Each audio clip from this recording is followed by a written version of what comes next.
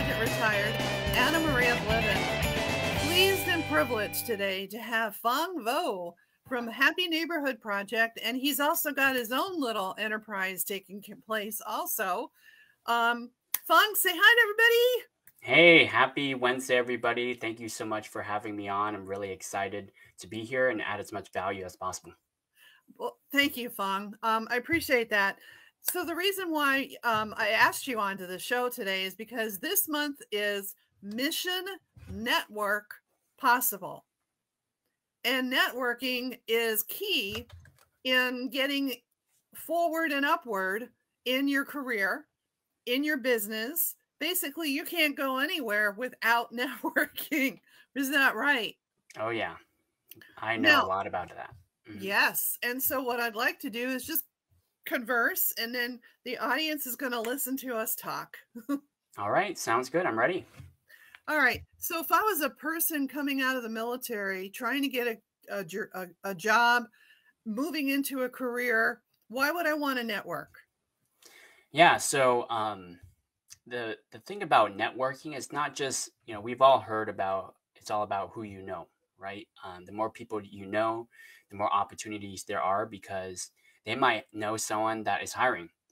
But networking, what it also does is it goes beyond just who you know. It makes it to where people know you, right? And the more people that know you, know your story, know your skill sets, the more opportunities you can build on that front as well.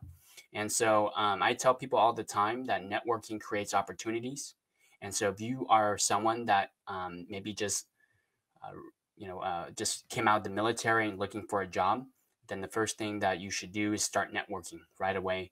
And so that way you can open up doors. A very famous actor once said, if opportunity doesn't knock, build a door. Yes. And this is definitely a way to build a door. Oh, yeah. Many doors. Yeah. Yes. Because if you think about like networking events, you don't go to a networking event, there's one person, right? One door. There are so many people at networking events. And so, if you go to a networking event with 50 people there and you shake hands with 10 of them, that's 10 doors that you potentially just open. And then they also know people as well. And so you're creating a door within a door, and it's like never ending. So I agree with you, Anna Maria. Yes. And I love the way you said, so people get to know your story. Mm-hmm. Yep. Yeah. Talk a little bit more about that. Yeah. So, if you're looking for a job, people buy people. People buy people before they buy a logo. And so what I usually recommend to people is find a story unique to yourself. What about your story is unique?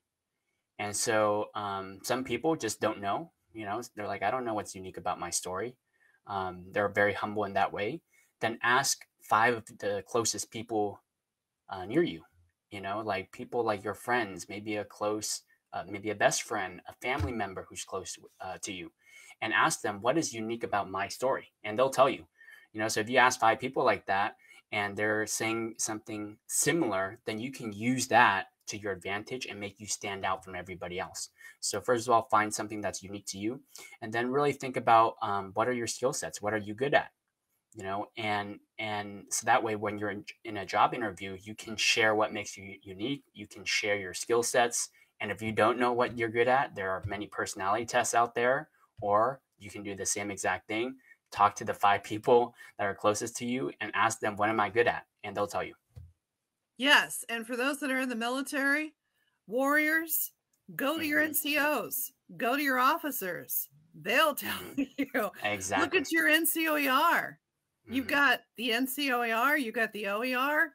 That'll also tell you. Exactly.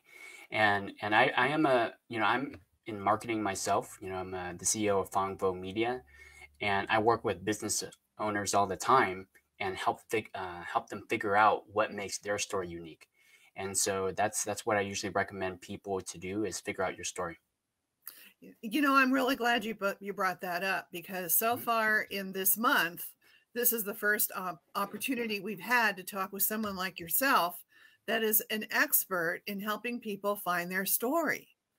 There's power in that. There's huge amount of power in that, in the fact that you're distinguishing yourself from the other candidates. Yes, exactly. You don't want to blend in. I know a lot of people, especially when we're growing up, you want to blend in with people, you want to fit in. But in this case, it's almost the opposite. You want to stand out because they have so many candidates to choose from, and you want to make sure that you're the first in line, the one that they'll choose first. Right. And one of those things is I tell folks is research the company. Know as much as you possibly can about the company, because they got to know as much as they can about you. And then there's got to be a match between you and the company. Yeah, absolutely. Definitely do research on their website, maybe see some of their videos. The chances are they probably have videos, and see what kind of core values they have, and do you align with it? And if you do, how can you communicate that to them? How can you tell them that your story is in line with their core philosophy? Yes. So we're going to continue this message right after these few words.